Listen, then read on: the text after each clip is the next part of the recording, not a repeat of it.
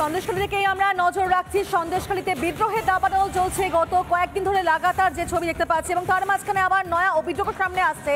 আজকে একদিকে সকাল থেকে থমথমে সন্দেশখালী বেরমজুর, সেখানে আবার পাকা সেতু তৈরিতে দুর্নীতির অভিযোগ যে টাকা নয়ছয় করেছে তৃণমূল নেতারা।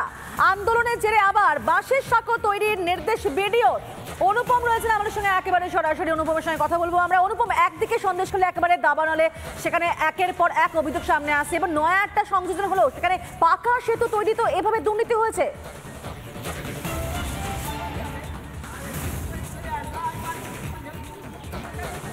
একদমই তাই। দেখো, এই মুহূর্তে আমি দাঁড়িয়ে রয়েছি বেরমজুর বটতলা, আর আমার সামনে যে সেতুটা দেখছো এর ওপারে হচ্ছে ঝুপখালি।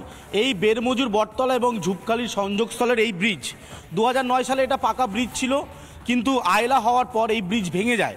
তারপর 2011 সালে 4.5 লক্ষ টাকারও বেশি এই ব্রিজের জন্য স্যাংশন করা হয়, কিন্তু সেই টাকা উধাও হয়ে যায়। এখানেও শাসক দলের নেতাদের বিরুদ্ধে অভিযোগ যে এই টাকা তারা আত্মসাৎ করেছে। ব্রিজের এমন অবস্থা যে এখান থেকে হেঁটে পারাপার করা যায় না।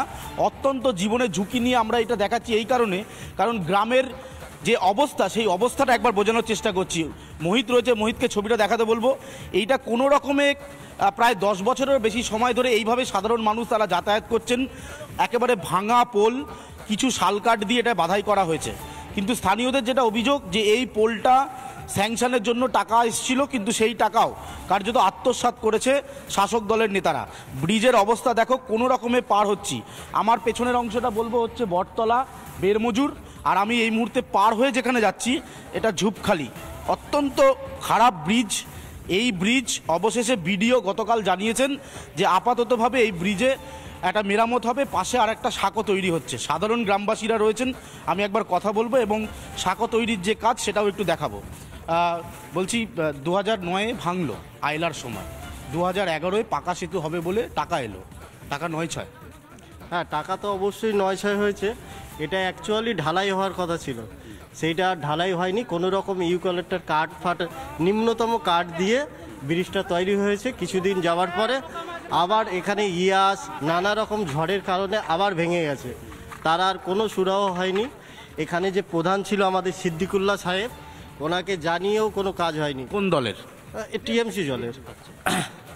আর আমরা তো সবাই অ্যাকচুয়ালি টিএমসি করতাম, এখানে টিএমসি ছাড়া আর কোনো পার্টি ছিল না, তবুও আমাদের ওপরে ওনার কোনো ইয়ে ছিল, কিন্তু কোনো রকম সুযোগ সুবিধা, কোনো সুযোগ সুবিধা ছিল মানে পাকা পোলের টাকাও খেয়ে নিয়েছে। হ্যাঁ অবশ্যই। 11 লাখ টাকা 4.5 লাখ নয়, মানে আমাদের কাছে 11 লাখটা সাজান ছিল। তারপরে এই কাঠের ব্রিজটা করে যায়, ওরা তো সব খেয়ে নিয়েছে। 11 লাখ টাকা পুরোটাই খেয়ে ফেলেছে। হ্যাঁ অবশ্যই। তার মধ্যে এই কাঠের ব্রিজটা করে দিয়েছে, করে দেওয়ার পরে ভেঙে গেছে।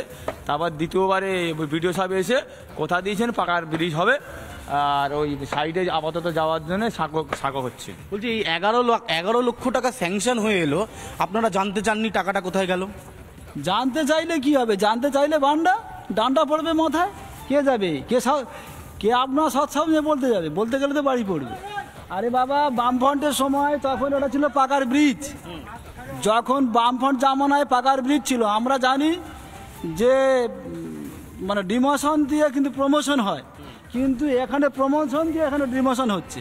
মানে প্রমোশনের জন্য তৃণমূলকে আনলেন, আনার পর ডিমোশন। হ্যাঁ, ডিমোশন হলো। বলছি, আপনারা কোনোদিন সাহস করে বলতে জানি 11 লক্ষ টাকা কোথায় গেল? বলার মতো কারোর সৎ সাহস ছিল না। বলতে গেলে মার, বাড়ি ছাড়া, মানে বিভিন্ন ধরনের অত্যাচার। তখন তৃণমূলের পঞ্চায়েত, তৃণমূল তখন রমরমে বাজার। এখনো পর্যন্ত তৃণমূলের এখানে রমরমে বাজার। এখানেভাবে জীবনের ঝুঁকি নিয়ে আপনারা পারাপার কিছু করার নেই তো, আমাদের আর কোনো উপায় নেই। ছোট ছোট বাচ্চারা এই পোলের উপর থেকে স্কুলে যায়। একবার পোলের ছবিটা দেখাও, মোহিতকে বলবো দেখাতে, আমি আরও প্রতিক্রিয়া নেব। তুমি দেখো পোলটার অবস্থা দেখো। এই ভাঙা পোল দিয়ে জীবনের ঝুঁকি নিয়ে সাধারণ গ্রামবাসীরা তারা দিনের পর দিন এখান থেকে যাতায়াত করেছেন, আর গ্রামের লোকেরা বলছেন মুখ খোলার সাহস নেই, কারণ মুখ খুললেই এখানে মারধর করা হতো। এবং এখানেও 11 লক্ষ টাকা, আমি প্রথমে 4.5 লক্ষ টাকা বলেছি, কারণ 4.5 লক্ষ টাকার ইনফরমেশন ছিল, কিন্তু গ্রামের লোকরা বলছে 4.5 লক্ষ টাকা কেন বলছেন, এখানে 11 লক্ষ টাকা স্যাংশন হয়েছিল। মোহিতকে বলবো আবার এদিকে আসতে। এবার দেখো, বিডিও তিনি গতকাল এসছিলেন, আসার পর তিনি একটা টেম্পোরারি ব্রিজ যাতে মানুষ এখানে পারাপার হতে পারে তার জন্য একটা কাজ শুরু হয়েছে। কিন্তু এখানেও তুমি দেখতে পাচ্ছ এই যে ব্রিজটা তৈরি হচ্ছে এর কোনো স্থায়ী নেই, যে কোনো মুহূর্তে বড় ঝড় বা বড় কোনো কিছু দুর্যোগ আসলে এইটাও ভাঙার একটা প্রবল সম্ভাবনা। যারা বানাচ্ছেন একটু বলবো, আপনারা তো সব গ্রামেরই লোক। হ্যাঁ, বলছি এই যেটা বানাচ্ছেন এটা তো মানে স্থায়ী বেশি দিন নয়। না, অল্প দিনের জন্য আমরা করে নিচ্ছি। তারপর বিডিও সাহেব কথা দিয়েছে এখানে 20 দিনের ভিতরে ব্রিজটা পাকার করে দেবে। কেন আপনারা আন্দোলন করলেন, সেই আন্দোলনের জেরে হচ্ছে? হ্যাঁ, সেই আন্দোলনের জন্য এই ব্রিজটা তৈরি করছে। বিডিও সাহেব এসে বললেন যে আপনাদের সুরক্ষার জন্য 20 দিনের মধ্যে ব্রিজটা তৈরি হবে। এই খরচ কে দিচ্ছে? বিডিও সাহেব দিচ্ছেন। টাকা পাবেন আপনারা? তা এই যে কাজ করছে। আমাদের তার জন্য তো সুরক্ষিত দিচ্ছে। হ্যাঁ, আসুন এগিয়ে আসুন। পাবো কিনা আমরা সঠিক এখনো বলতে পারছি না। বলে এই যে মানে হাড় ভাঙা খাটুনিতে টাকা পাবেন না? পাবো কিনা এখন সঠিক বলতে পারবো। পাওয়ার আশ্বস্ত করছেন। আমি আরেকবার একটু কথা বলবো যে আপনারা জীবনে ঝুঁকি নিয়ে এত বছর কাটিয়ে দিলেন, তো কি করব? শাসক দল যদি এইরকম অবস্থায় আমাদের রেখেছিল, কোন ঠাসা করে দিয়েছিল। অ্যাকচুয়ালি আমাদের মুখ খোলার মতো কোনো জায়গা ছিল না, তার জন্য আমাদের এইভাবেই থাকতে হয়েছিল।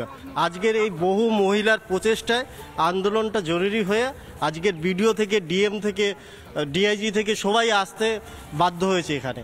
আমাদের রাস্তাঘাট আপনি দেখলে বুঝতে পারবেন, এখানে মানুষ যাতায়াতের রাস্তাঘাট ছিল। সিরাজউদ্দিন শেখ আসতো না? সিরাজউদ্দিন শেখের একটা এখানে অফিস ছিল, উনি এখানে বসে বসে ওনার সাকরেল দিয়ে পাঠিয়ে মানুষের ওপরে অত্যাচার ছাড়া আর কিচ্ছু হতো না। এইসব বিষয় যদি আমরা সিরাজ ডাক্তারকে কথা বলি তো তাদের চর্চা করতো, আমরা তো কিছু বলতে পারি না। এখন এই সময় আমরা বলছি। অর্থাৎ একটা বিষয় স্পষ্ট হচ্ছে যে তৃণমূলের দাপট কি ছিল। তুমি দেখো, আবার একটু ব্রিজটা দেখাবো। আমি বটতলা থেকে এদিকে এসছিলাম, এবার আবার আমি যাব কেন, আমি এই কারণে এই ছবিটা দেখাচ্ছি। জীবনের ঝুঁকিটা কতটা হচ্ছে। মোহিতকে বলবো এদিকে আসতে। মোহিত, তোমাকে আমি দেখাচ্ছি একটা সাধারণ মানুষ, তার পক্ষে এই ব্রিজটা, মোহিতকে বলবো এপারে দাঁড়াতে, আমি ওপারটা যাচ্ছি। তুমি দেখো তুমি থাকো, আমার এই